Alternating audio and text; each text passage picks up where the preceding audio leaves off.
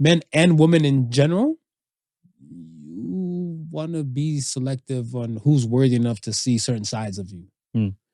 The whole world's not worthy enough to see all sides of you and stuff like that, right? Right. If the world might see you as a generous person, the world might see you as an asshole and stuff like that. There might be so many more layers to the onion about you that the world doesn't have to see. Yeah. So I think that if you take some space or go to the side and shed a tear, then Let me give you a quick story. The Podical podcast, you can't win. Talking a good game, you can't win. Topics never lame, you can't win. Win. Not your average Joseph. Marvelous. It's ridiculously funny. Hello, I'm Marvelous. And I'm not your average Joseph. We are the Podical Sons. Let's start the show. Like, comment, subscribe to all of the above. PodicalSons.com. All streaming platforms. Podical Sons Podcast. And social media. Podical Sons We Podcast. are here. Yes. You could be anywhere else in the world, but you're here with us. We appreciate you for that. Thank you. So let's For those taking in the short and the long content and everything in between. Yes, true indeed. I think more shout out to the ones taking the long content. To me. Yeah. To me, I appreciate you guys a little bit more than the short form content, whatever, because somebody's sick with the edits. We not even gonna talk who, we ain't gonna point no elbows and shit like that, whatever. But like the edits will incriminate and crucify people and stuff, whatever, when they didn't get the full digested form of what was said prior. That guy, he's working with a minute. He must be spectacular. Yeah, the way he carves stuff and It's put stuff together. So I think when people don't, digest like the full form of it, whatever, to kind of understand the stuff with it. Because I look at,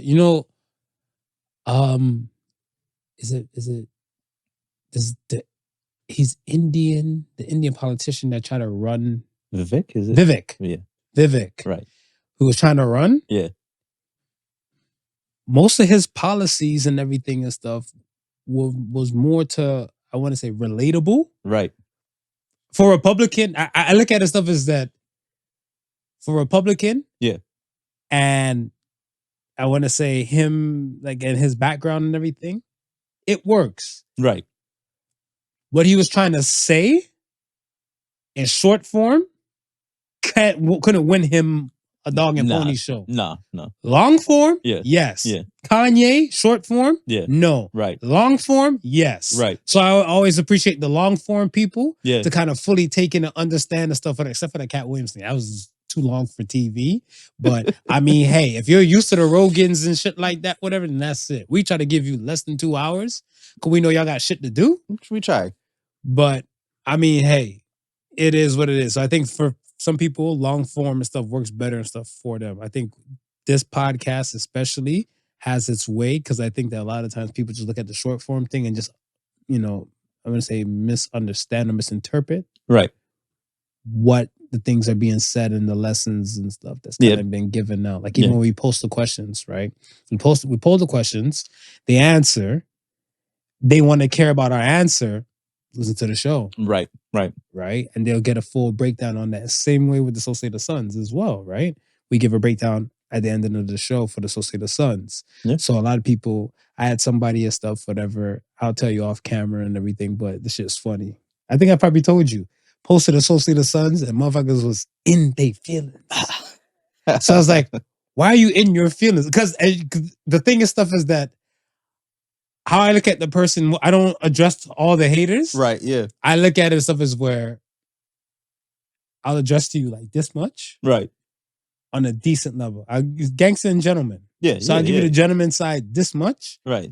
And if that's still not good enough for you, then you get the gentleman law. You can fuck right off. Like, simple. I was going to say, you get the gangster law form. You get the fuck right off. Like, no, you don't even waste I need my oxygen for possible grandkids in the future. Right. Fuck what he or she is on. Yeah. But I look at it, it was like, it was, so say the sons it was the, if you can't teach your family, you can't teach the world. Right. I look at it like this, and it's not even to address to the person, but I look at it like this. Same thing I said on the show. If you're trying to teach something and stuff within your household, right, not everybody's going to be auditorial learners to the degree you think or a person may think. Yeah. Right? So you might look at like, okay, well, I tried this approach. It's not sticking. Maybe you try from another approach. I guarantee it probably might stick. You might need 2 or 3 different type of approaches and stuff, whatever. But I mean, one whack doesn't knock down the tree. Right. Right? So I look at it like that. That person was butthurt. Is that a slur? Because I know, like, I don't want the gay. That person wants to rule the world. I don't want the LGBT community to come for me and stuff. But I look at it stuff as like, why are you hurt if in your household your words can't get across? Right. Yeah. That's a you thing. Yeah. That's something you need to look at. Whatever. And furthermore, it was a kind of like I want to say, Confucius said something a little bit similar. Right. But I didn't like how it was worded. Yeah. So I was like, how would the Podical son say it? Right. That was how it was laid out. So, short form, fuck you. Long form, fuck you. I think there was a So Says the Sons about a few weeks ago that Aunt was like, what do you mean by this? What? Auntie Pam was like, what do you mean by this? So I had to break it down for her. This is like, it's a quick breakdown because it didn't seem like it was a hard So Says the Sons to get. But I guess if you're, and like how we always tell people, if it looks like it's you can interpret it many ways, then choose the way you want to interpret it and run with it. Bingo. I think that's what it is. So when she had a specific viewpoint in her mind, but when I broke down the So Says the Sons explanation that we did on the pod, she's like, oh. So, yeah. See the short form shit? You see what I'm saying? You see what I'm saying? Case in point. Short form is only meant to grab your attention. You guys do realize that. You want the meat and potatoes. This is called marketing, and for the folks that don't know. You jump in and you grab the meat and potatoes. Oh, this is interesting. Deep dive further. That's it. That's it. Simple as that. How you feeling, man? I'm feeling good, my brother. How you feeling? Surviving and smiling. Can't complain, man. All right. All the body parts still moving. Yeah. I'm blessed, highly favored. Good. Let's jump into it then. All right. Let's go. First poll question is there anything that you consider taboo now? We spoke about that briefly on the last one. Right. And the choices were yes, of course, and nope, it's a wild world. And nope, it's a wild world won at 57%. Yes. How you feel about that? No, I think people are starting to feel that way, that is a wild world. Especially like how you explained it the last time we spoke about it on the pod, where so many things is happening at once, coming at all different directions. Man. It's you're no longer blindsided. Man, but before you used to be blindsided because you wouldn't expect that. But a lot of things you're now coming to expect. I think a lot of convo has been happening, I want to say, throughout the course of the years. Like, let's even look at something, I don't want to say basic, but something small as sex ed. Right. When I was growing up, I think my first dose of sex ed was the 5th grade. Okay. And this is in schools in Florida. Okay. Right? So in 1995, right, sex ed, sex ed was part of the science thing, and they gave a breakdown of basic stuff, reproductive system, right, and all that type of stuff. Now, let's look at where sex ed is now and how early they want to do it. Yeah. Right? So I want to say to the 5th graders now, nothing's brand new to them. Like, I want to say, we probably had all the chuckles and stuff in like 5th grade. Like, oh my gosh, it's a vagina. Yeah. That's a penis. Yeah. They're probably hearing all that shit like 1st grade, 2nd grade. Right. They hear about LGBT couples, in anal sex, vaginal, and all that type of stuff. Much as a lot of people don't really censor too much of their internet usage. Right. So these kids can explore like Dora all over the net. Right. From porn to like the proper way to educational. So I look at it as where something like that isn't taboo anymore. Right. I want to say, what is it? You shouldn't talk about religion. We talk about religion all the time, but let's look at like, with the Muslim people and like the Palestinian. Yeah. people to the Middle Eastern region to Jewish, Mhm.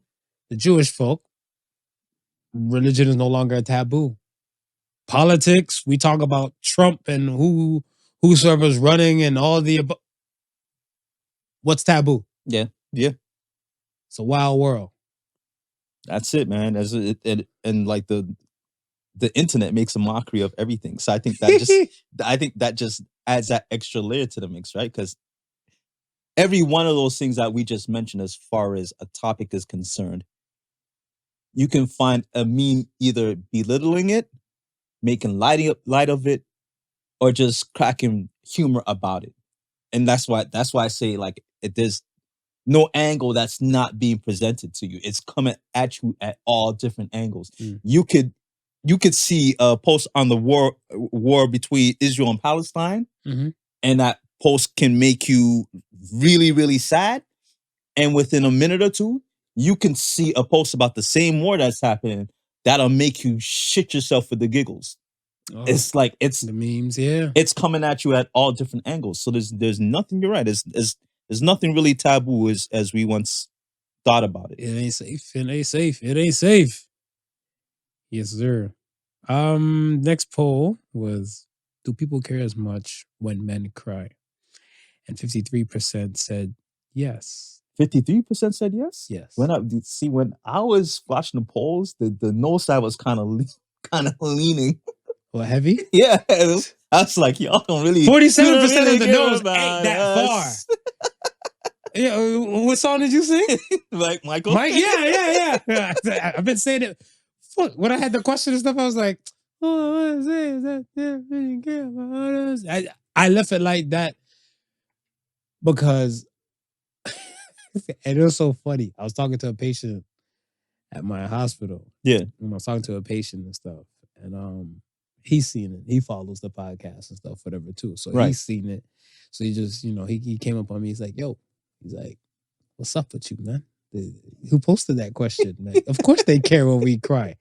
I'm like, no, the fuck they don't care when we cry. So we're by the elevator. Right. Somebody I know walks off the elevator and they hail me up. They're like, yo, Marv, what's up? Good morning. I'm like, morning. I'm like, yo, there's a lady. So I'm like, do you care when men cry? The fuck for? I was like, the man, he seems like, I was like, shout out to your drug dealer. If you think that they fucking care when men cry as much, the yeses, I want to say I salute you guys and stuff for that. I still am top heavy on the nose. Right. Because I look at it where we've come a point where men, let's say, big boys don't cry. Right? We've been taught that from a young age. Big boys don't cry. Now we've moved from, let's say, that ideology to men need to express their feelings more and everything like that. Right. And now you have women, and I say women, or some other men saying that, like, yeah, oversharing is sassy or zesty. And these are the things that they're probably sharing about or expressing. Yeah. Because it might be too much or too bottled up for them to find an outlet. Because I look at it as stuff as when I see a man cry, it's time to run. Like, I don't, it takes a lot. Right. Yeah. But for like the men that I know, if I see them cry, I'd be like, oh shit. It's like, you have like a 50-foot pole. You're like, are you okay over there? Right. Like, I'm sick of this shit. Like on some active shooter shit, whatever. Like, whoa, like this is it, right? I haven't seen a man like blubbering or snobbering or anything like that in a minute. I think if I see men even doing that, it might be at a funeral. But even at a funeral, right, I feel like some men try to be thugged out with their tears. Yeah, even at a funeral, I think men still try to maintain composure. But I think that is a safe space for leeway. For men to cry. 100%.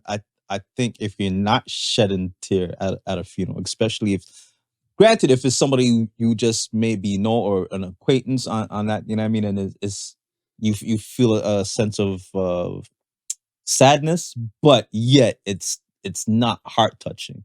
But if it's like an uncle, an aunt, a close family member, not even a close family member, but somebody like you kicked it with, Mm. You know what I mean? It's like, Yeah, I won't go to an acquaintance funeral. Keep it a buck. yeah, And I think for that purpose, like if it's like somebody I kick it with or a relative and stuff like that, right, I would rather use that energy than to no shade to say, you know, I'm wasting on anybody that I don't really know. right, But I right, look at it stuff as where I don't want to give, I want to say that energy right.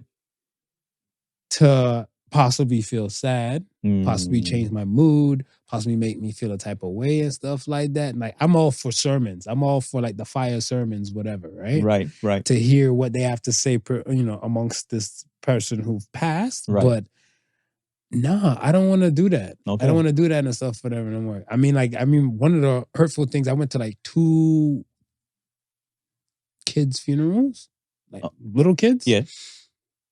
One was a stillbirth. Another one was a child that actually got a stray bullet from like, Oh wow. yeah, they were aiming at the father. And, you know, I don't want to just like, I'm not violating and stuff like that, but like aiming at the father, Right. father got touched, daughter got killed. Yeah. Less than a year old. Yeah. To see that itty bitty coffin Yeah. being carried and stuff like that, we're talking about like basically the father and the mother could have carried a coffin. Right. It was a lot to digest. And I Yeah, can't yeah. unshake or unsee Yeah. that out of my memory banks. Yeah. A little small white coffin and stuff like that, whatever. So I'm like, I didn't really mess with the person like that, whatever. I just knew like they were an acquaintance. Right. And I'm like, I can't do this to myself. And then when it came to like somebody closer, when they had the stillbirth and everything and stuff, I'm like, yeah, I can't give this energy and stuff, whatever, because it fucks with me. Right. Yeah. Whatever, Yeah. right? So I'm not gonna what is it? Oxygen mask? You gotta help yourself before you help anybody else. Yeah. It's not gonna benefit me, it's gonna help me, it's gonna make me more, it's gonna hurt me more than help me. Right. So I'm not doing it. Okay. So yeah, that's just my thing and stuff. But big boys don't cry. I think that was a big issue when we raise our little boys of the past. Like, you can cry, ain't no shame in it. But I look at it stuff as where men and women in general, you want to be selective on who's worthy enough to see certain sides of you. The whole world's not worthy enough to see all sides of you and stuff like that, right? Right. If the world might see as a generous person, the world might see as an asshole and stuff like that. There might be so many more layers to the onion about you that the world doesn't have to see. Yeah. So I think that if you take some space or go to the side and shed a tear, then yeah. Let me give you a quick story. So when I was going through like the whole separation aspect and stuff from like previous marriage and shit, right? I think when I got a phone call pertaining to these things and stuff like that, and I was at work. Okay. So I took the phone, returned the phone call back on my lunch break. And they're talking about like, oh, how, child support and all some other type of things and stuff like that. And it hit me. Right. Hit me like a tsunami. Yeah. Because I'm like, oh shit. Shit is real. Yeah. This is shit is getting real, whatever. Right. You know what I'm saying? And then like I thought about all that, and I was a wreck. Right. Right. So took the phone call. Then I walked back into the building because I walked outside. Yeah. Took the phone call, walked back into the building and shit like that, whatever. And like, I guess like the tears was like there. Yeah. But they didn't drop, whatever. Right. So when I'm walking, shout out to Yo-Yo. It was Yo-Yo that saw me. Yo-Yo? Yo-Yo saw me. She's like, y'all crying? So I was like, I mean, my whole world is changing, whatever, right? So I think when I said my whole world's changing, I felt like the one just dangled down, whatever. Yeah. She said, take that in the back. And I was like, oh shit. It's not even like there'll be brighter days. No. You'll be okay. More fish in the sea. It was like, let's take that shit in the back. And then I remember one time. You know what? But at least she told you to take that shit to the back instead of, what the hell are you crying about? Man up. I mean, at least if you're going to let it out, go back there and let it out privately. What the hell? Come on. No, fuck you. I'm not taking that. Yo, listen. Go back there. Let it out privately. Because I want to say when I was sober. Yo-Yo. When I was sober. No, when I was, I want to say when I was healing. Yeah. whatever. I don't want to say when I healed completely from it, it's a comedy thing. Yeah, Right? It's like we're laughing about when it. we And look we back like at just stuff. yeah, exactly. I've healed from that, Right. right? But in the process of healing and stuff, and I was looking like, well, damn, heifer, you could have at least pat me on the back, tell me it'd be a brighter day, and everything. But Not on work time, nigga. yo, not on Take it back. not on the clock. She's like, and then so when we laugh at the situation and stuff, whatever. Now, Yeah. because I brought it up to her stuff. I think like maybe like earlier, like some part last year. Right. She's like, yo, this is a common area. You want to cry and put everybody in your business in the comment? Go cry in the back, man. I was like, She right. She right. I was like, fair. Yeah, I see it. Yeah, she right. At the time, I was looking for a little sympathy Right. instead of fucking solutions like that. But okay, there's Associated Sons for that anyway. Fucking thugged out women, boy. Yo. But now when you say that about the polls, I'm looking at it as, you know, some of those yeses might just be the politically correct yes, and they probably still feel like men should man up and not cry. Right? Like we're in this stage now where Crying seems soft. Right. And quote unquote men are softer now. Right. Problematic. Yeah. Yeah.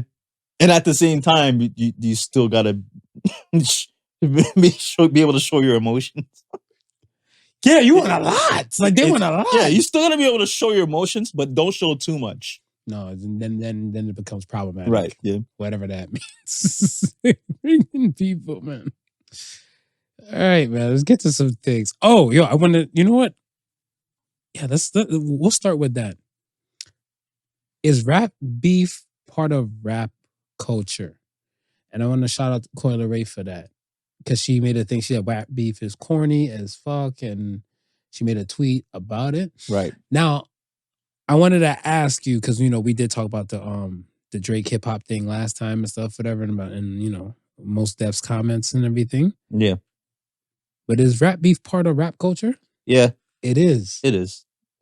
It is. I would the only difference I would say is probably like within 90s rap, when they started taking the beef off the records and started going at each other like personally, like your crew see my crew out in the streets is like a Tupac Biggie thing? Yeah, like it's on. You know what I mean? But ever since I've been introduced to rap, it's always been a bravado sport. You know what I mean? Like, right. I'm number one. Everybody else, screw the bridge is everybody over. Else. Right? Yeah. Like, you understand?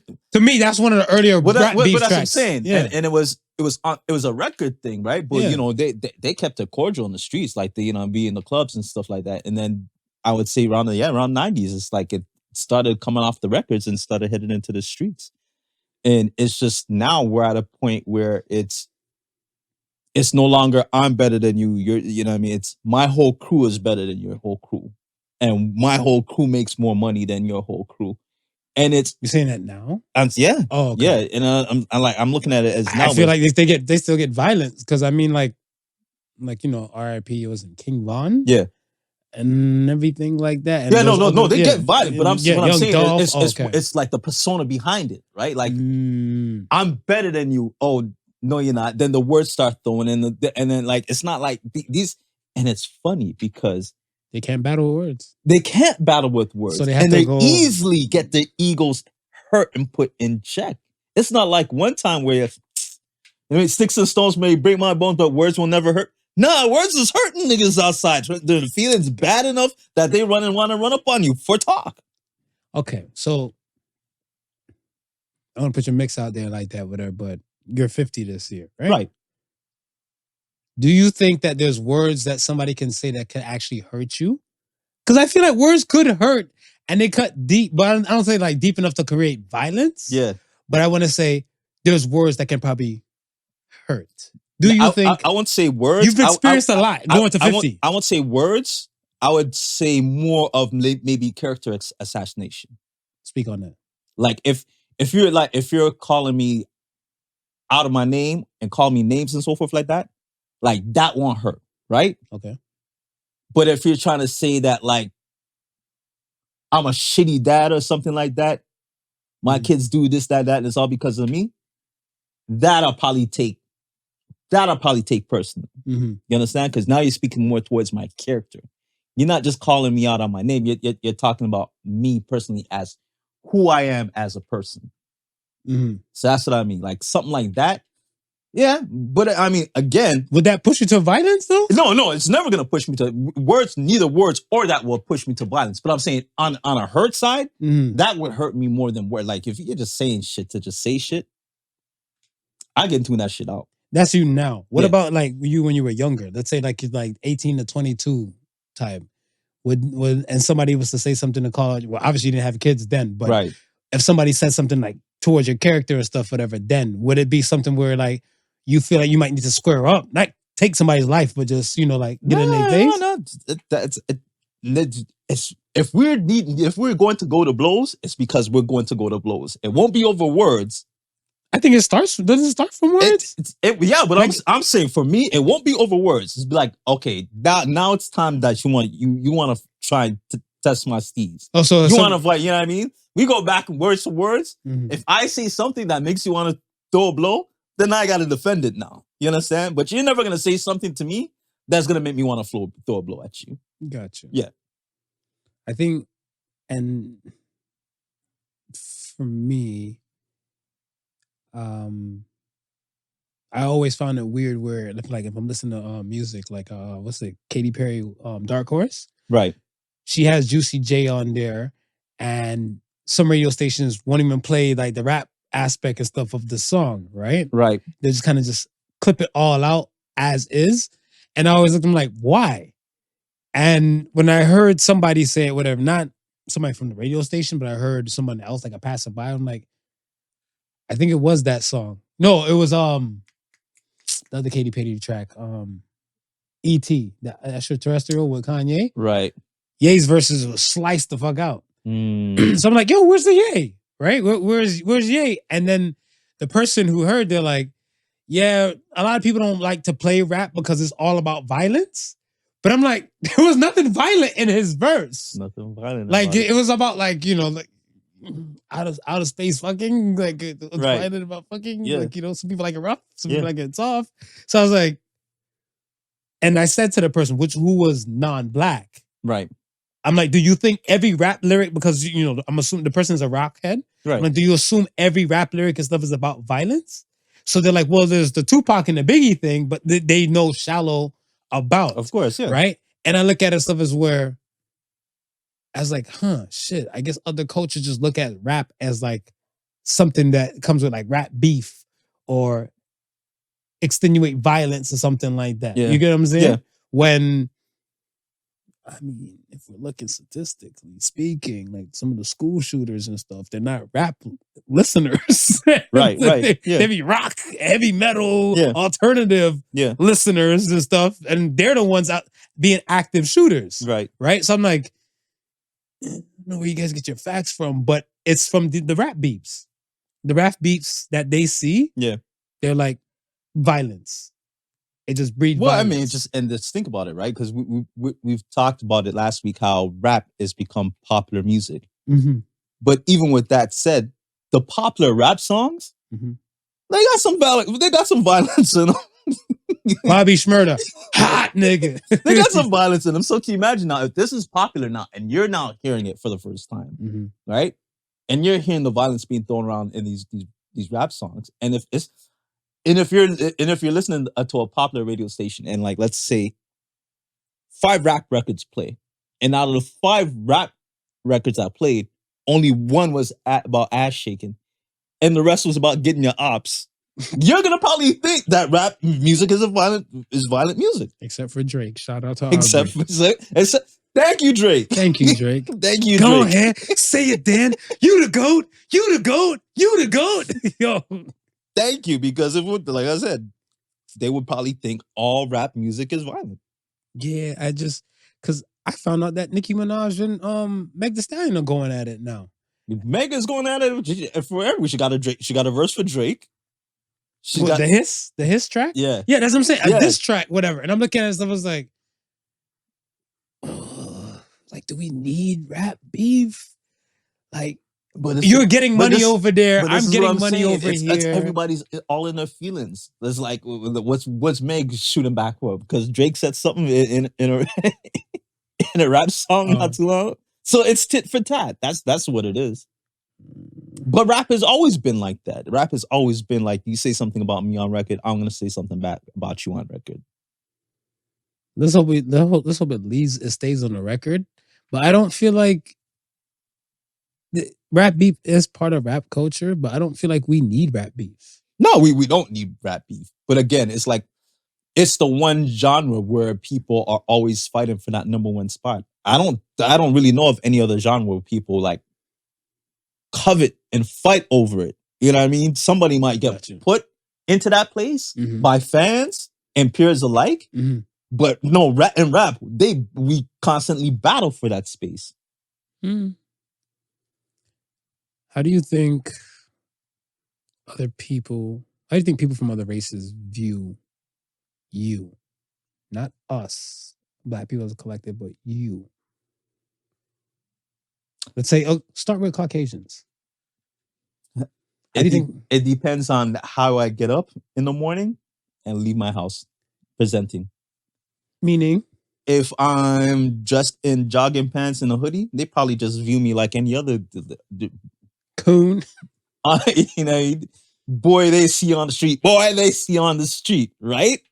But if I leave my house in like, you know, business casual or, you know, just well dressed, I think they look at me differently. I'm assuming they look at me differently. What about speech? I feel like you articulate yourself very well. Yes, and that's what I'm saying. Off the look, yes, they'll probably look at me as like the boy or this, that, and the third. But once I start speaking, it's a totally different story. I was in Costco the other day. Got to check Costco. I was in Costco the other day, and I was in jogging pants, hoodie, my winter jacket over my hoodie, and I was in the line getting ready to check out, right? And I seen this older couple. They were coming, older Caucasian couple, right? Okay. They're coming towards me, but I thought they were trying to go straight through, right? So I get ready to pull back, and the old lady was like, "No, it's okay. We're just joining the line behind you, right?" So I don't know if she felt like threatened because the way how I moved and so forth like that. Then I said, "Oh no, it's okay. I actually thought you were trying to get past me, so I was creating a little space for you." So when they heard me speak proper English, no slang, in a non-threatening tone, then everything just it changed. It went 180. It went from then they cracked a little joke. It's like, oh, they start cracking jokes. Start cracking little jokes, right? And the husband's like, "Oh, she just wanted to get a little bit closer to you," right? And I'm like, I said, "Well, we all need to get a little closer. Do you feel the temperature outside?" I would have cracked that joke different. I'd been like, "Well, are you into cuckolding?" I would have went so south with that. Whatever, you're a better man than me. So then we're going back and forth. We're talking about the weather, this, that, and the third, and they tell me how cold it is, how they come from Winnipeg, and how cold it out in Winnipeg. I'm telling my cousin that you used to plug your car in the engine block. Oh, the block, the old engine. We're having a full-on conversation, and meanwhile the line is going south. It's my turn to go, you know, cash in my groceries. All right, Arrivederci. Yeah, have a nice day. Where everybody's packing up. All right, now you get home safe. Get home and get inside warm. All off of me just saying, "No, I'm sorry. I thought you were just, you know, basically just trying to pass through." Well, because he's non-threatening. You can't change people's perceptions and stuff about you. But I look at it stuff as where, and I hear a lot of Black people make the argument that it's not my duty to make you feel comfortable. Right. And I'm for that, but I look at it stuff as where you got to understand certain type of, let's say, perceptions garner specific attention. Right. So, like you were saying, like the hoodie and all that type of stuff. Not saying that. I think that's a norm, kind of like dressing. It is a norm just because I see Caucasians dressed like that. Right. So I feel like that's a norm. Yeah. So I feel like no one should really view you any type of way if you're wearing like something like that. I feel like, for me, if I'm to see not even a Black person, but even like anybody in general wearing balaclavas or like even face masks like that, right, to this day, I'm staring at them. Yeah. whatever. Regardless, I don't give a fuck what nationality, what race you're from and stuff. And I come looking like, really, we still masking up like this? Or Right. really, is it that cold like that for you? Yeah. I'd be like, shit. Right? So I'm already just looking at you and stuff and like, damn. I got that slow neck turn and everything like that. I'm following you. That's not even my store. It's not even my whatever block or all the above. I'm just gonna look. You're just gonna look. Because it kind of garners the type of attention and stuff like that to me. Yeah. Right? I look at it stuff as where for what you were saying pertains to the Caucasian folk, I get that. But again, to me, you articulate yourself very well enough where it shouldn't really be a problem. And they probably got definitely de-armed from hearing you speak. Right. Yeah. Right? What about Indian folk? How do you think they view you? That's a good question. That's why I'm asking. That's a good question. I think they probably still see me as non-threatening. I don't think they see me as threatening. I feel like Indian folk take me for a sucker. They take you. No, because either they like the let's say to me. Yeah. And I guess how would they say this and stuff? I guess they might say I might be stereotypical, and this is why I like the long form, right? Because even if they butcher this piece, and come back for me like years later, he said this. Catch this part that I'm making fun of you guys saying he said this, right? The interactions I had, I've shared them with you. Yeah. I've went to businesses and stuff, whatever. Where like I want to say it's the Southeast Asian folk running things, right? And if I'm paying with cash. It's like the math is not there. Right. And I'm looking at stuff, I'm like, yo, I need my proper change back. I'm like, do you think I don't know math? Is this the reason you're trying to rob me from my whatever? Yeah. And then they look at me like, sorry, sir, sorry. I'm like, what do you mean sorry? Like, check the tape. Yeah. I gave you a $20 bill. You told me my total was $10.98. Right. I gave you $10 and a loony, so meaning you should probably give me what back? We're gonna call somebody now, somebody else to come do the math. So I was like, right, you can't just key it into the register. I don't know. Constantly, I said to you before, it's more that demographic. So I feel like that demographic might look at me as like, this boy don't know no damn math. We about to rob his ass. So, and do you think that not just looking at you, but possibly looking at all Black people that way? That's hard to speak for. Right. Because I want to say, I don't know how they would depict a suit and tie Black person. Right. Like Black man or woman. Right. So I don't know if they might come more correct, but I want to say maybe the persona that I give off. Yeah. They're looking at stuff like, he don't know math. Fuck it. We about to rob his ass and stuff. Oh shit, he knows math. Give him the money. Give him the money. Right. Before you make a complaint. Right. I feel like for me, they view me as a type of way. And I've been in situations where other Indian folks will be quick to say bro. But I'm not comfortable with them calling me bro. Right. Like that. Well, especially, let me say this. A black person saying it to me. Yeah. Air touching the skin. It's nothing. Right. When a non-black person is saying it, right, I look at it and stuff. I'm looking like, could I marry your sister? If I could marry your sister, you may call me bro. Right. Would your parents adopt me? If they would, then you can call me bro. But if you know your world, where like you got a problem with my black ass, being part of your family, please don't call me bro. Please do not call me bro. So I kind of just keep it cordial and stuff, whatever, like that. I had a friend, him and a guy from like an Indian descent guy, they got into it because he kept calling him bro and everything. And him and the guy got into like a tussle. Okay. Right? And when they got into a tussle and stuff, he's like, you can't call me bro. Because he said what he knew about the dude. He's like his wife, the Indian descent guy, his wife is white. Right. And everything. And I think before they got into it, they were coworkers, before they got into it and stuff, whatever. There's no blacks nowhere in his family. Right. And he showed that like whatever wedding, like the wife had to dress in sari and kind of get into the culture and everything. But he's like, in your wedding photo here, there's not a melanin in sight besides your people. Right. Right. how the fuck you want to call me bro now, or whatever, right? And then they got into it after that. Yeah. So I feel like that's one thing. How do you think? And so I can see that. But I also feel like there's like within these outside cultures, right? Mhm. You do have the one or two that are so in tune and it's so in tune to your culture Mhm. that they'll go as far as shunning their own family, right, or pulling away from their own family. They're like, I want to be a rapper. yeah, I want to be a rapper. I want to be able to call you bro, even though my parents are fucked up, right? And they may not like you. Like, no, I like everything about you, and I like your culture. So it's almost an honor for me that you even let me call you bro. How do you feel about the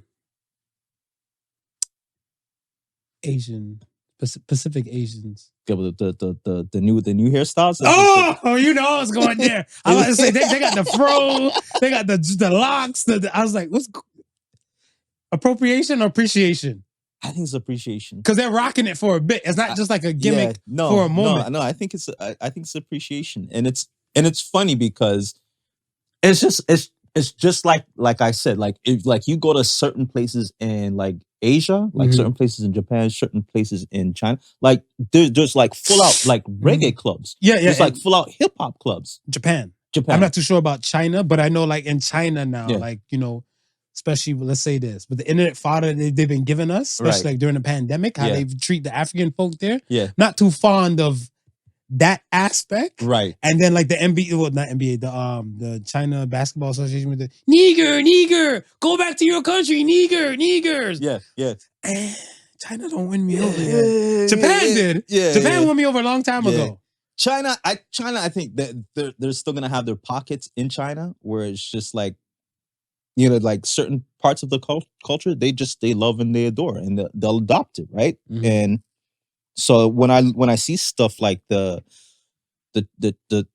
Chinese dude with the afro, the cornrows, that is one dude here had braids, and before they showed him at first, and I thought it was I thought it was a light skin. No, I thought it was a light skin dude. Oh, you're talking about the one with the locks twist type of thing? I thought it was. I thought with the tats and the beard? I thought it was a light skinned dude. I thought he was light skinned. And so they showed the process. He went ethnic. He did an ethnic switch. I was like, oh no, he's not light skinned, brother. He looks like Filipino. And I was like, okay, so it is what it is. It's like it's the imitation. I think is more of form of a flattery. Form of a flattery.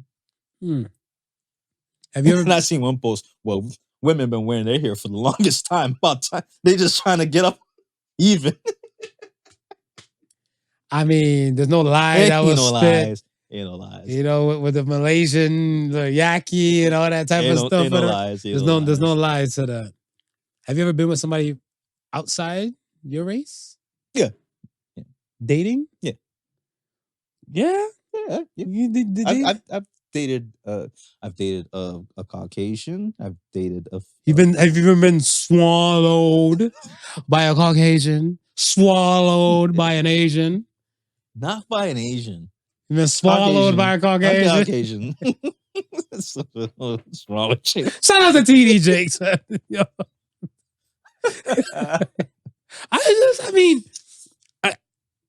I'm for interracial dating. Right. I'm always for interracial dating because I don't feel like anybody should be alone. No. I think, companionship is a hell of a thing. Right.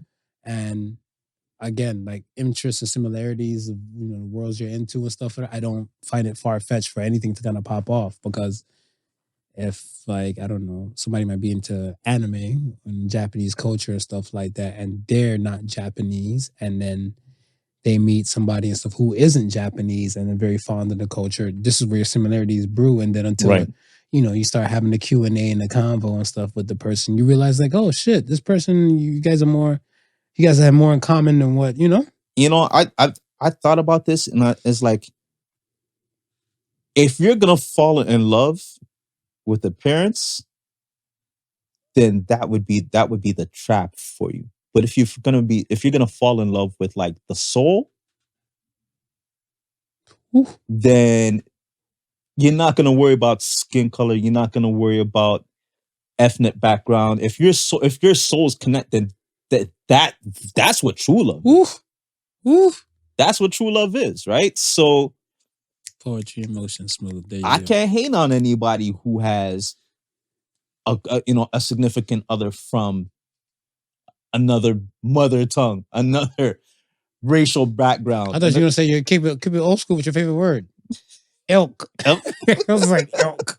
I was like, every time I hear that word, I think of you instantaneously. I'm like, person from another elk. I'm like, smooth you around here? yeah, I look both ways too. I was like, somebody's making you proud out here. I'm for it. It's just I know whenever I see I'm happy. Yeah. I want to say black. Let's say this. Men in general, fuck anything. Right. Look at a flashlight. Right? Now, I look at it stuff as where black men in particular, if it's attractive enough, they'll smash it. Yeah. Right? So I feel like, and if they have a way with words or charm, they can get in some spaces and stuff. Black women, I feel like, well, let's say like Maury and Jerry. Right. In particular. They kind of paint an image of the Western world on a black woman. And to me, I feel like it's scandalous, but some people take it for face value. Right. Right? Where I look at it where it's not often I see other races kind of choosing on a black woman. So when I do see it, it's an extreme hand clap for me. Right. Because I'm like, oh shit, she's black, he's Asian. I'm like, thank you for not passing up on the sister. Right. You know what I'm saying? Yeah. Because I remember one day I was cruising with a friend. We were going for food, and he's Filipino. He's driving and stuff like that, and we saw a young black girl. They're like high school, their kids and stuff at the time. Young black girl with a young Asian dude and stuff. Like they were holding hands. Right. They were high schoolers or something like that. And he's looking like, this is what my friend said, who's Filipino. He's like, whoa, what's going on here? So I was like, they're just young kids in love. And he's like, he must got a big dick or something and stuff like that, whatever. I was like, no, black women care about big dick sizes and stuff, whatever. So like, I was like, yo, what's up with you? You don't think? He's like, I don't know if I can handle a black woman. Handle? They're not animals. Wow. You get what I'm saying? Yeah, So like, right. when I hear them that like people are choosing upon black women, Yeah. I'm for it. So that's why I'm like, when I see the interracial couples or even I see like mixed kids, Yeah. and everything, I was like, yo, like, you know, hopefully the world can all kind of come together like this. Allegedly, they said the whole world, like I think way back when, said by 2050, we were all supposed to look like Latinos, like, you know, possibly Puerto Ricans.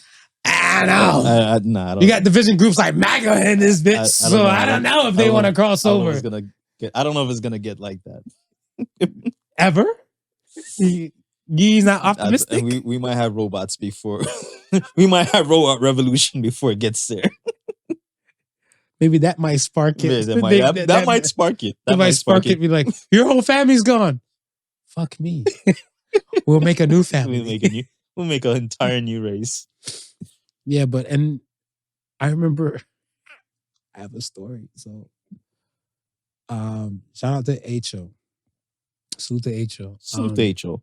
H.O. and I one day, like way back when, I think when I first came to Canada. So let's say 03, 04, something like that, whatever. Right. We met these two women. One was Italian descent. Okay. Yeah, so one was Italian descent and one was from Argentina, I think, but not black, right? Right. So he was controlling down the Argentinian, okay, and then I was holding down the Italiano descent, right? Okay. I can't remember this black club, but we had to walk past the black club to get to Club Mink. Shout out to Mink. If y'all remember Mink or something like that in the GTA area and everything. Yeah. We're heading towards Mink. Right. Yo. I can only imagine. Yo. I can only imagine the comments that was Two dark skinned brothers. you know the comments. I can only imagine the comments. I'm walking, so where I'm in convo. Was it the sister hate or it's the sister hate? Because there's only two type of conversations that's going on.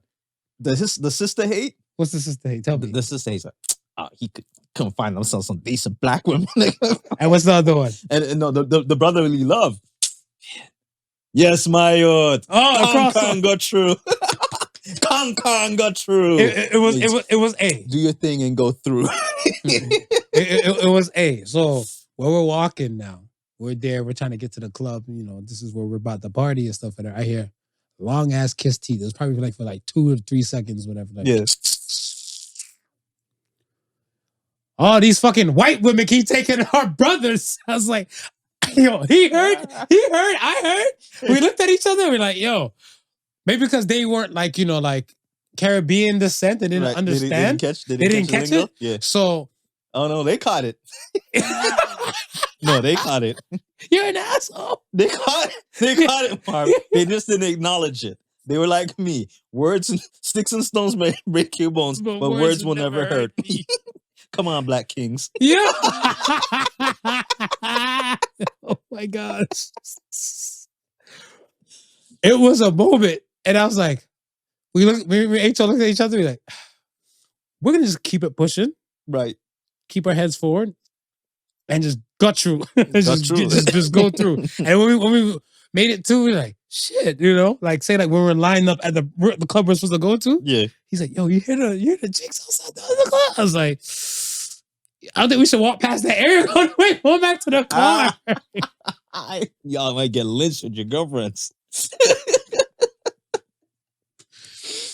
And I was like, yo, that's wild. Yeah. But we always, black people. Can black people be racist? We always speak about this. Of course, black people. Wasn't that not a racist move? Yeah, of course, black people. I don't know. We can't be racist because we don't have no power. Get that shit out of here. Thank you. As if you don't like anybody because they're specifically because of the color of their skin or creed or whatever, that is being racist. I feel like black people, like to me, I see a good portion of stuff like I think it was Fredo Bang. He said this one day and stuff I seen on one of the social media posts, and he was saying like, there's no harm when there's a group of black people saying, look at that white boy over there. No one flinches. Right. A group of white people and stuff, look at that black guy over there.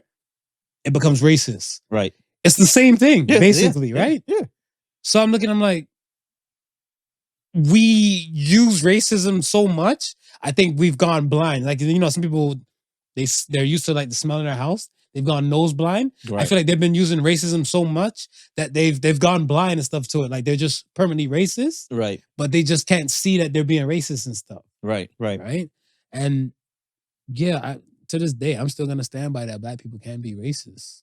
I think any race could be racist. Any race can be racist. Any race can be racist. Any race could be racist, right? I look at it as yes, there's stereotypes, and yes, there's prejudice. Right. But I look at it stuff as where we get to the point where you're out loud with your thoughts. Right. You're out loud with your thoughts. Because I feel like even if you're a subtle racist in your brain, yeah, you have enough respect or fear not to enunciate it out loud. Right. When you're enunciating it out loud, you want smoke. You're looking for something. You're looking for something. You want smoke. Listen, no shade to the Indian community and stuff there, but that's how I feel you guys view me. Right. So that's what I'm saying. I don't want smoke, but change my mind. Remember his face and he can count change. That's all you gotta know. That's it. Don't try to shortchange. Wait, let me hear my money pose. Touching. Don't try to shortchange your brother. Nah. I'm already short as is, man. Could another race criticize another race? Yeah. Yeah. Why not? But why should anybody be above criticism? How do you criticize the other races? Like, well, I don't have any criticism for anybody, but I'm saying nobody should be above. You do? Okay. Well, I think because share yours. Well, mine's is I don't think the Caucasian folk are too fond of showers and baths. Right. So I just look and stuff and like, like you ever heard like I remember this one guy told me like I was in middle school. Right. The guy would take an alcohol wipe, like say at lunchtime in the cafeteria, sitting down or some shit like that. He'd take an alcohol wipe and just wipe the back of your neck. So if it come out brown and shit, like, you ain't made. I can only imagine. Right. Yeah. For Ashton Kutcher and Mila Kunis, like kids. Yeah. Because they're like, yo, once a week, man. I was like, we don't sweat. We don't sweat. Tom Segura now. Since we're on it now, Tom Segura and his wife with their podcast saying that black people or poor people use washcloth right, and everything. I don't have a beef with that. Okay. Did you have a beef with that? With him saying that? Yeah. Like with him and his wife saying that. So, I had a beef with him saying that. Talk about it. Only simply because I know a lot of people who are not poor who use washcloths. So it's not a... I had more beef with it not being a poor people thing. But that's them criticizing on like a group. I think they use poor instead of black. Yeah, well, that's exactly what they were trying to do. But I was like, nah, I know a lot of white people who use rags too. So you're not throwing this on us alone. Could those white people be, I want to say, down with the culture? They might be. They can call us brothers. So if they're down with the culture, they can call us brothers. I mean, my words and stuff is not pertain to them and stuff, right? Right. Like I look at it stuff as where, like when they say stereotypical shit about like, Asian people can't drive, that's fucked up. Yeah. I'm about to say, I love fucking Fast and Furious Tokyo Drift. Majority of the cast was Asian. Yeah. And shit, this is one of my favorite animes and stuff, Initial D. Yeah. Yo, drifting is an Asian thing. Bro, listen, I can't drift. I don't have to look no further than the roads in China, the windy ass road, and how the traffic. You must be able to drive there. Put some respect on the Asian folk, man. You must be able to drive there. Facts. Put some respect on them and stuff for them in the driving aspect. But I feel like when we're starting to criticize and stuff on like what we do and stuff, because I think people forget cultures and stuff are different. So that's why when I hear people like about I don't see any color, like don't see color, see culture. Right. See culture. Know for a fact that my culture and stuff likes to bathe every day. A good portion of us. Not all of us. Not a good portion of us. Not all of us, but a good portion of us. Yeah. But that's what I'm saying. It's like white people who grew up in the Caribbean, I'm pretty sure they have fallen underneath that culture of bathing every day because it's just part of Caribbean culture. It's not to say you have to be a black Caribbean to follow these rules alone. No, you can be a white Caribbean, you could be an East Indian Caribbean, and you're amongst somebody who set this cultural norm. Absolutely. Well said. Well said, man. Let's get off this race thing before they think I'm racist. I'm off it now. I'm off it now. Do you take disrespect lightly or heavily? And I'll say that where, let's say, for example, if somebody disrespected you, I want to say with words. Right. They disrespected with words. They spoke about like you, your wife, your family, and I guess certain things you might stand for. Right. You and this person are now at odds. Do you find it like, because I know you're on your path of being a sage. Do you find it within yourself to say like, a few years later, like, fuck it. Yeah, it's okay. Come on over. And you forgive them and you make amends and stuff with them. Depends on what it was that was said. Depends on, tell me what's your depends, because I take disrespect very heavily. Right. And so once you disrespect me and stuff, whatever, like, fuck you. Yeah, it depends on what you say. Like if you try to disrespect me, let's say for my artwork or the job that I do, right? Okay, that's subjective. right? Mhm. You can either see it one way or you can see it another. Right. I wouldn't take offense to that to the degree where we can't make amends over it, right? Mhm. But if you have taken like a personal shot of me, of my family, right?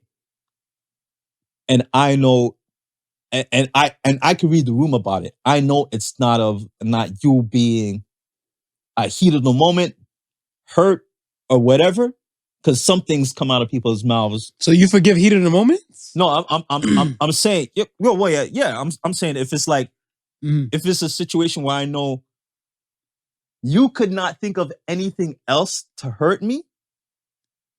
So even though you don't believe in what you're about to say, you believe because it may hurt me, you're going to say it, then that's a heat of the moment thing. And you forgive those. I can forgive you for that.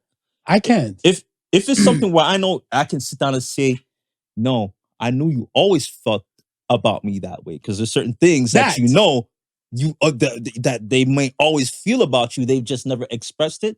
Now this is when you're expressing it. Okay, thank you. You've confirmed it to me at that point, right? There's no coming back from that. Because I know this is how that's how you felt at that time. Mhm. This is how you always felt, right? Mhm. 6 years, 7 years down the line, I don't think he might feel any different. Right. So let's keep this how the energy ended off. Let's keep that energy going forward, Mm. and we may never speak again, never come to terms again. See, right? so for me now, I take disrespect very heavily, Right. because I look at it where, like what you were saying, I lead with I lead with love and I lead with manners. Right. Right. So let's say if you and I got into something and stuff like that, whatever, and I don't know, I don't even know, because we're both kind of chill people and stuff, whatever. But I look at it stuff as like whatever. Let's say we got into a heated thing, whatever, and I felt like you were disrespecting me pertaining to something. I'd probably call it out and stuff, whatever, right there. Be like, oh, so you're saying I'm a piece of shit person? Like it's not even like I'm highlighting whatever you probably done said Right. at that moment and stuff, whatever. And then I'm looking at that, whatever. I'm like, is this how you always felt? Right. Right. Right. So once I get the gist and stuff, whatever, like I don't get, like, if you're heated in the moment, I feel like you always felt that way, but you were holding it until the appointed heated moment time. So that's why I can't forgive that. Yeah. See, no, I wouldn't hold you to that regard, especially if I rock with you. Because like I said, you can always read it, right? And you can always feel it. You know when somebody's for you, and and they're covering it up. And you know when someone just, it's hard though in today's time. Just spoke about, like, what is it? O'Malley riding with Meek Mill since he was like young with the braids. It is to hard. Now it is hard. airing out his business. How do you know who's riding for you or not? It is hard, but I think when I think at the moment when that happens, right? You can now use that and then start working your way backwards and be like, okay, this what I had a little question about makes sense now. This what I had a little question about made sense now, right? And it's like I said, like, with one of my older friends, I had a feeling, but the cover up was really good. You know what I'm saying? Boss. I had a feeling, but the cover up was really good. But when somebody else revealed it to me, I was able now to say my mind and start going back to everything that I questioned and be like, okay, you were right for questioning this, even though they covered up good. Oh, you were right for questioning this, even though they covered up good, right? And then I can build a track. I can build a track record now going backwards, right? Confirming everything that I had. I had little bits of doubts on, right? So where do you go with the relationship with that person then? I don't know. That's a done deal. Because like I said, that the pattern was there. I maybe never recognized it, or maybe didn't want to recognize it, right? Because I thought you were this type of person towards me. But no, I recognize it. And then the flip side of it is like we arguing, it's like, you piece of shit, this, and I'm like, nah. You love me like cooked food, bro. I know we go way back. You can't trip me. I know now. I know it's a heated moment. I did something that upset you, or you did something that upset me. It's cool. We'll let it blow off. I'm not gonna hold no grudge, right? Now, if you continue to hold the grudge, Years go down the line, and you go. Then I might have to rethink that and say, okay, maybe you really were on that type of tip. But even if you came back to me and say, you know what, that blow up we had about a few years back, I didn't really mean it. I was just, you know how I really feel about you. You're my boy. It's just that moment I was just upset at certain things because I've been in situations like that. And I've been in, if we were able to patch things up and move forward, right? So, yeah, it's gonna depend on the person and depend on the type of disrespect, because there's certain disrespect there's no coming back from. I believe, Such as, I believe, when someone's talking about you personally, about you and your family, and or anybody that's really close to you, and they put them in like a really negative light, make them look bad, or try to make them look bad, and it not only cause hurt for you, but also cause hurt for that person. No, there's no coming back from that. Like you're not gonna disrespect my wife Mhm. constantly, right? And then be like to me, but one time is okay. no. Because constantly, No, what I'm saying, like, when I say the one time, I say it could just be a heat of the moment thing, right? Right. And then so twice will make it constant, or 3 times will make it constant. twice to make no. It's Okay. just no. This is premeditated hate. Now you know what I mean? Premeditated hate. This is premeditated hate. You're showing me a pattern. This is, you know what I mean? It's not a one time thing, Yeah. right? So then, okay, keep what you got going on in your life. We'll keep what's going on in ours, right? For me, so I look at it where so far I like the person I've become. Mm-hmm. I look at it where I'm in a situation now where I'm not trying to spew malice. Right. Like, no malice. Right. That's the path I've chose to walk. Right. I'm a firm believer in that expression when they say, like, if you have nothing good to say, then don't say Don't nothing say it at at all. Yeah. That part. I'm 1 out of 8 billion on the planet. I'm not saying anybody else has to do it, but I have to look at it stuff as where if I found a way to maintain like resistance and self-control, you should too. Now, age or like what the person done seen, Right. I look at it as stuff as where I don't know how many people and stuff in that person's world allow them or enable that behavior. Right. But the buck stops here. Right. Right. And so my thing and stuff is that if they enable, like whosoever over there enables that type of behavior, that's just dead here, because I'm willing to stand on everything and stuff that I say. Like I remember like the illest thing and stuff, whatever. And this is when Roro was dope. When I think one time we were cruising and she's like, yo, you guys talking about my mama? And she kept quiet. She kept quiet and stuff with her. She's like, yo, you guys should be able to stand on anything you say. And I'm like, I'm a firm believer in that. Yeah. Like, yeah, if I'm gonna talk reckless stuff about you behind your back, Yeah. I'm man enough or person enough to say it to your face. Right. Yeah. Not a lot of people and stuff is about that. Whatever. So I look at it stuff as where I'm gonna stand on what I say. Right. I'm not gonna go out my way to disrespect. Like I said, I lead with love first, right? And manners and stuff is coming right behind that. Right. So I look at it stuff as like, you're blowing up. This is not the you I'm used to. Right. I'm a dip. Excuse my back. Yeah. Yeah. So if you keep spewing off whatever out of your animosity, you need to check your anger. Of course. And if you don't check your anger and stuff for that, because the fact that I know you didn't check your anger, I don't want to fuck with you. Mm. So that's what I'm saying. Once I found out you've crossed the line and stuff until now, you went from respectful to disrespectful. Yeah. Yeah. You can, when I meet you, complete stranger, you have my respect. I'm Right. going to greet you like, hell, I might treat you like a king or a queen and stuff, whatever, and you might even be homeless. Right. I'm going to give you that respect.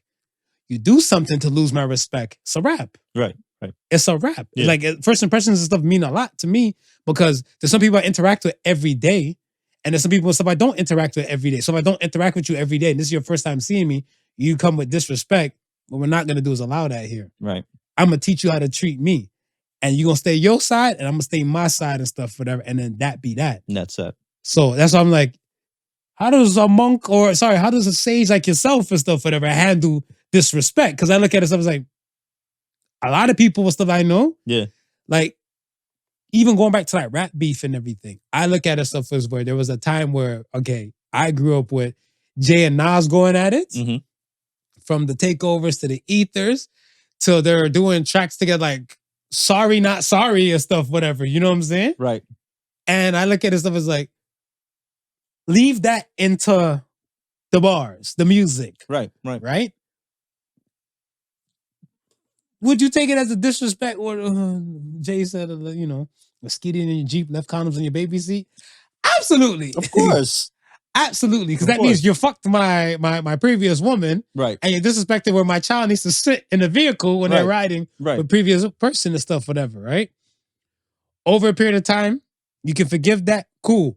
I'm looking at stuff as like, yo, no malice, but you stay over there and I'm gonna stay over here, respectfully. Right. That. Yeah.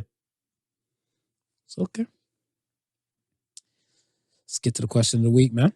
Question of the week. Question of the week. Question of the week says, who are you loyal to? You can list like, give me, I guess like five people. My wife, Okay. my kids, Mhm. you. Okay. How much we got there? 3. 3. My parents' honor, Okay. and those who I think are that loyal to me.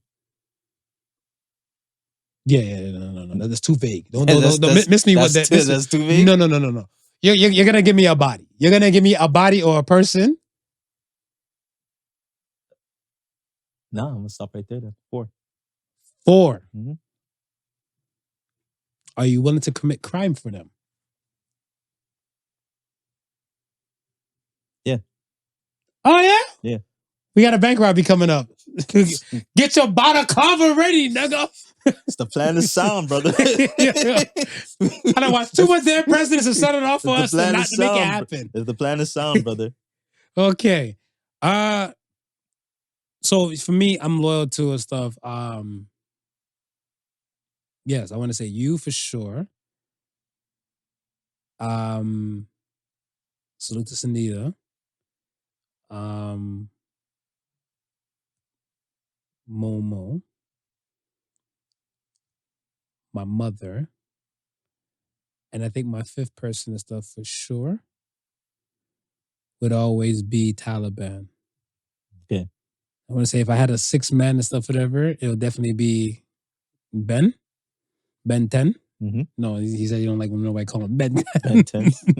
Ben Dillinger. And I look at it as stuff as where I'm willing to commit crime and stuff with you guys.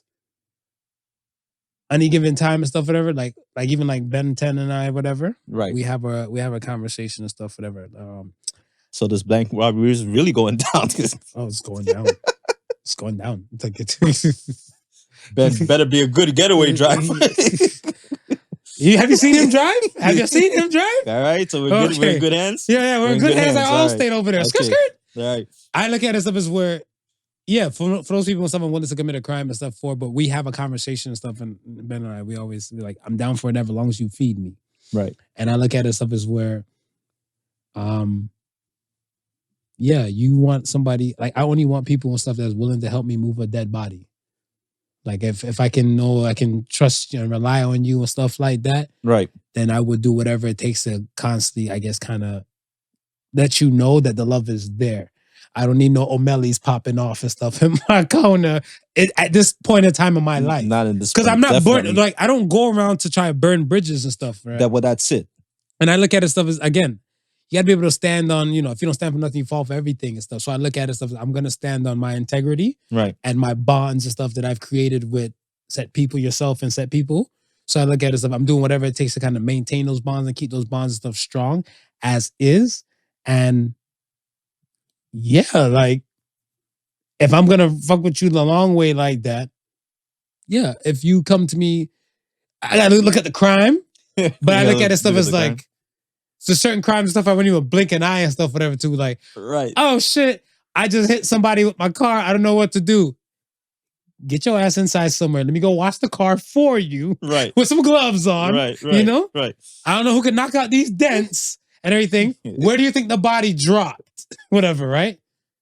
Then I'm looking at him and like, I always wanted to have a mafia kind of conversation and stuff, whatever. But like, because when I talk to people, I never feel like I want to say what's the opposite of underdog? Overdog, I guess. See, I don't know. Is it champion? The shoe-in? The shoe-in, I guess. I don't talk to people and stuff like I automatically have the upper hand. Right. But that day though. Mm-hmm. If you hit somebody with your whip, Mm-hmm. we're gonna have a conversation and stuff, whatever, somewhere, possibly like maybe a garage or something like that, where I think like nobody can really hear. Yeah. I'm gonna smoke some weed in front of you and be like, so who was the fuck we just got rid of? Lucy, you got some explaining to do. Cause I ain't underdog then. No, top dog. Top dog. Top dog. Yo, Top dog. Yo, you're damn right. Like, fuck all that. I'm gonna look at stuff as like, that's where I might speak in a position of power. Right. But nevertheless and stuff, whatever, I'm like, yo, I did it. Yeah. With you. Yeah. Because I'm loyal to you and I love you. That part. All right, man. Let's get to the Ask the Sons. Are you ready? I'm ready. First Ask the Sons come from Easy83. A nuclear bomb is to drop in your area in the next 30 minutes. What's your plan? In the next 30 minutes? Next 30 minutes.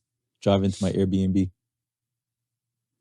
Oh, so you're heading towards that direction? Yeah. Once Once I'm in my Airbnb, I'll move on to plan 2. I'll move on to the next stage from there. I think, but if it's hitting here, I'm trying to evacuate from as far as I possibly can within that 30 minutes. Yeah, I don't know. This war might be a little different and stuff, whatever. So I don't know, man. I think if my son's straight, I'm good to go. You good to go? And my son live outside a 30-minute parameter where I am and stuff, whatever. So I'm looking like, yeah, he's great. So if a nuke drop, whatever, I'm like, I told you, man. Zombie apocalypse? Yeah. Drop the nuke right here, Right man. there? Right here. Because you fuckers try to pick up the pieces from that world after, my home. I have no home. The shelters. You might have to start sucking dick to survive now after this, whatever. Or auctioning off some body parts and stuff, whatever. Chop it right here. Nuke. My plan and stuff is to make peace with God within that 30 minutes and confess a lot of sins. And yeah, just call it a day. I'll do my confessions during my drive. You're not confessing shit. You think about plan B after you did your plan A. Plan B is when I get there. Confessions on the way, hoping that I get to where I'm going. I think you gotta be more on a freak out type of level any damn way. Oh, so for sure. Next question comes from Sunflower 0528 or 28. What bothers you the most about society today?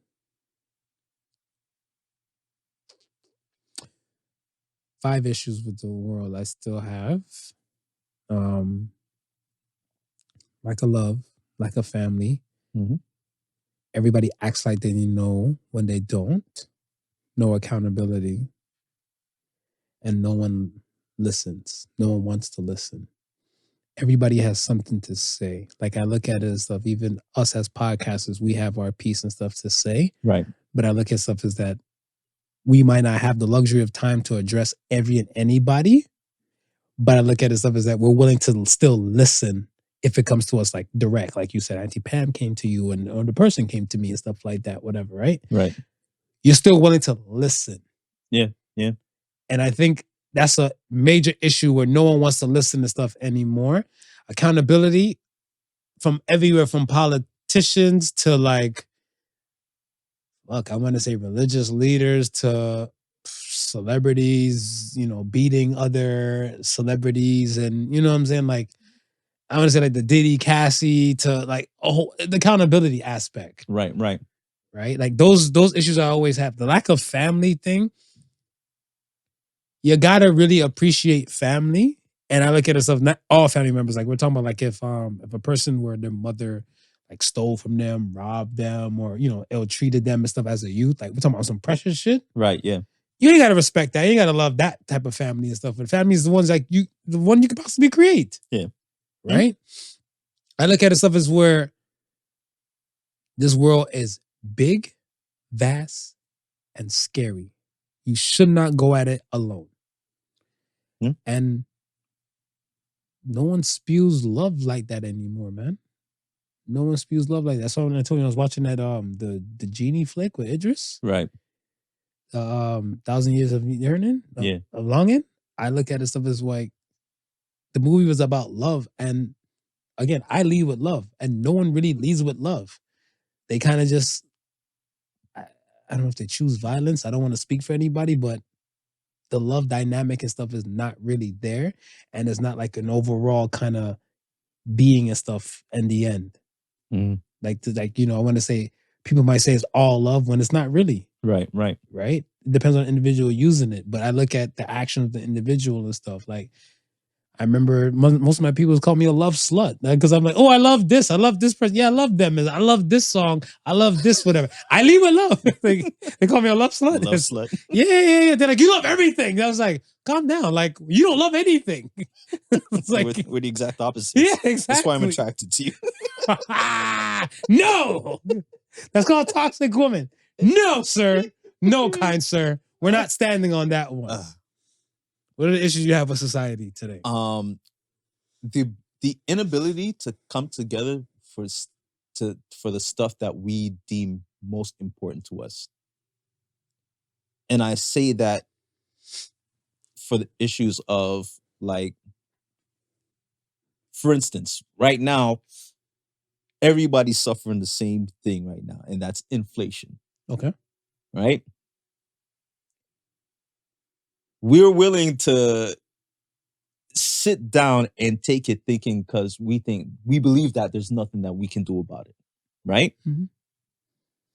But when the exact opposite is true, if everybody who complained about inflation and how hard it is for them to buy groceries, for them to maintain a mortgage, for them to have a decent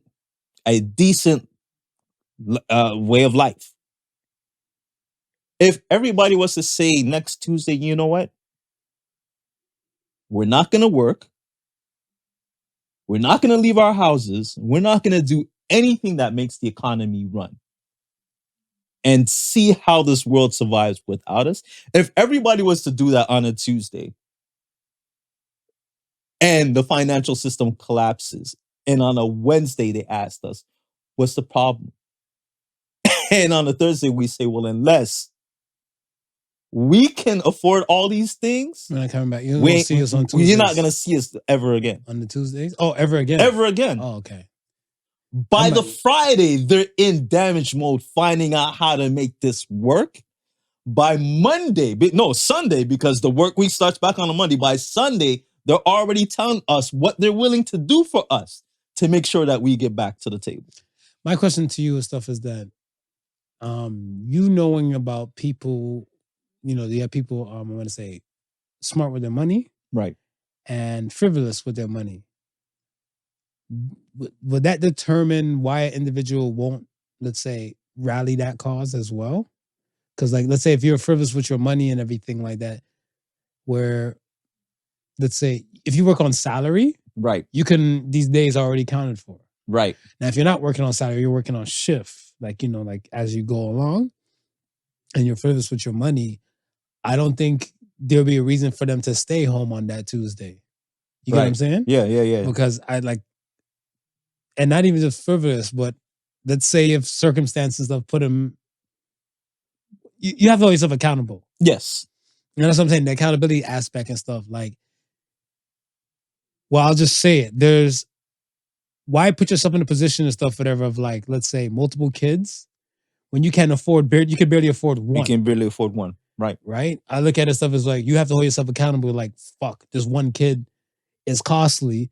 Let me birth control and wrap this bitch up before 2 or 3 and stuff gets added to my plate. Right. You have 2 or 3 to your plate now, whatever. Now we're trying to rally the cost for this. No, I got 3 mouths to feed now. Right. So I'm gonna say, yeah, yes, your cost can kick rocks on the riverside. Yeah, but you also got to look at it as you may have 3 mouths to feed now, right? But if you continue down this path, are you going to be able to feed those 3 mouths in the next week or so, in the next month or so, in the next 2 months or so? I agree with you. Right? So they now don't think. Well, this is what I'm saying, right? This is my problem with the people today, because you got to understand it's not going to get any better unless you force it to get better, or if it's not going to go your way unless you force it to go your way. So to say, yeah, I'm okay now, you might be okay now and you might be willing to survive now, but when they start adding on to what's already there, it may be a different story. So guess what? Jump on the bandwagon with those who can't handle it now, because you might be in their position next week. Of course. Jump on the bandwagon now and have it stop now, so that everybody could be comfortable going forward. Even even with the wars, you know what I mean? We say, hey, what's going on is wrong. Well, you know, we protest through our social media. We may go and stand up in the I was on the highway yesterday on the 401, and there was like a whole kind of most of the right lane going towards the Dixon eastbound. Right. It's probably like maybe like 11, 12 cars with Palestinian flags on there. Right. And like a few, I think 2 or 3 cars with people outside hanging it off, like swinging the flags, whatever. Right. And like, I commend those people. Now, could you imagine if it was if it was just even a city that says, okay, you know what, we're gonna do all that same day, then that whole city shut down. So now the mayor, the mayor is like, oh fuck, like, what can I do? Other mayors are calling them from other cities. It's like, yo, we had some shit going into your city. I had to get turned back. Yeah, my city's on lockdown. So now the governor has to find out, or the mayor has to find out a way to appease these people. And this is what's happening. We're not doing enough to force. The politicians supposed to work for us. It's true. They have. I can tell you when the last I can say a politician has actually worked for us. We do more for the country than the politicians do for the country. When you were saying that, I was thinking about many years ago when the TTC went on strike, and then they went that far within the government legislation to say that the TTC workers could not strike.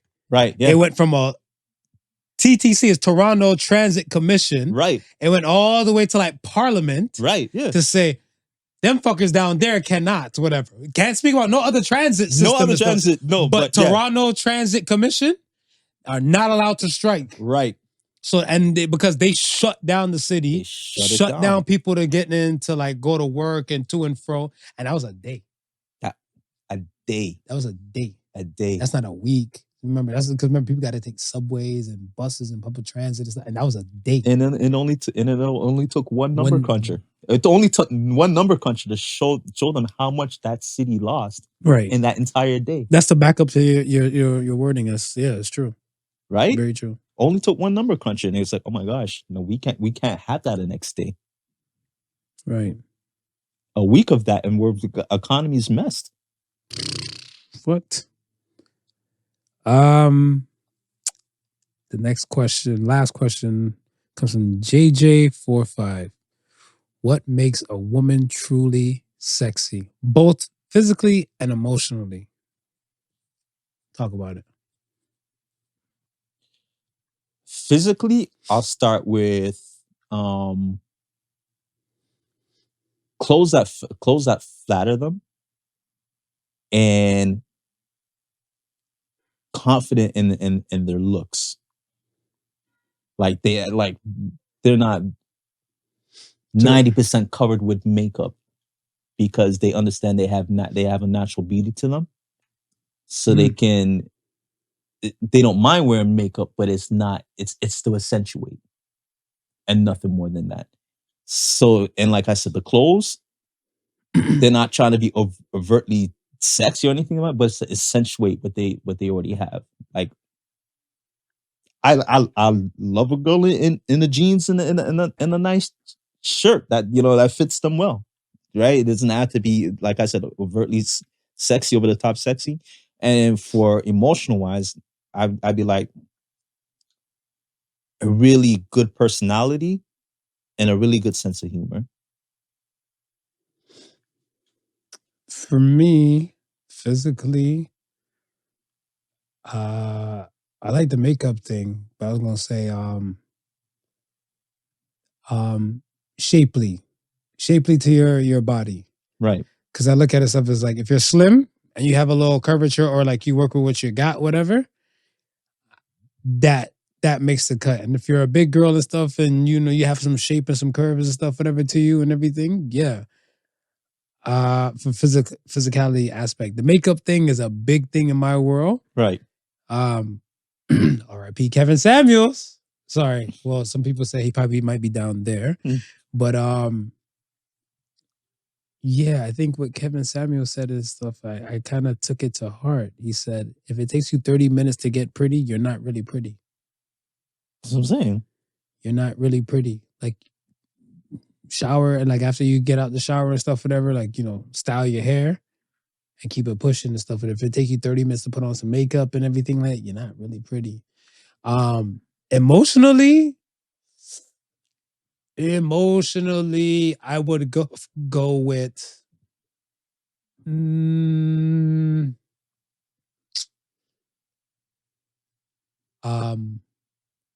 open-minded.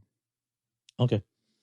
Open-minded, because we're living in times and stuff where like a lot of things is contextual. Right. So I look at it stuff like, if, like we were talking about the men crying, if I'm to cry, are you open-minded enough to know for a fact that I'm not always crying, but this circumstance stuff is, it's different why I'm crying, or why you're seeing me shed tears. Right. Open-minded enough to know for a fact that I don't always do things linear. It might be perpendicular, it might be zigzag and everything. I move different, right? So open-minded aspect for the emotional thing is a big thing and stuff for that. But as Sharon said, man, I'm in love with the shape of you. That's it. So, we are here. We are here. We are here. So see, the Suns this week says, when you're serving food for thought, just make sure that it's not junk food. So say the Suns. Again, we always iterate and stuff heavy and strong on the junk values. Motherfuckers tell you some shit like, yo, I don't need nobody and stuff, and I can do this all. I can be bad all by myself. If you work an electrical grid, if you don't need to go to the grocery stores to go get your meat and your foods and stuff like that, then you're a key candidate for that. Key candidate. However, if you go to grocery stores and stuff for them to go buy your veg and you're not farming your own shit, you need people. So don't let those junk values and stuff fuck up your thought process in this world. Right. So say the Suns. So says the Suns. Once again, folks, we appreciate you guys and stuff. Like, comment, subscribe, all of the above, all streaming platforms possible. You see it, you like it, you subscribe to it. Yeah, we appreciate it. And once again, thank you for listening to the Podical Sons. Remember, the difference between genius and stupidity is that genius has its limits. Peace and love, Doc. Peace. The Podical Sons was not your average Joseph and Sofa King Marvelous.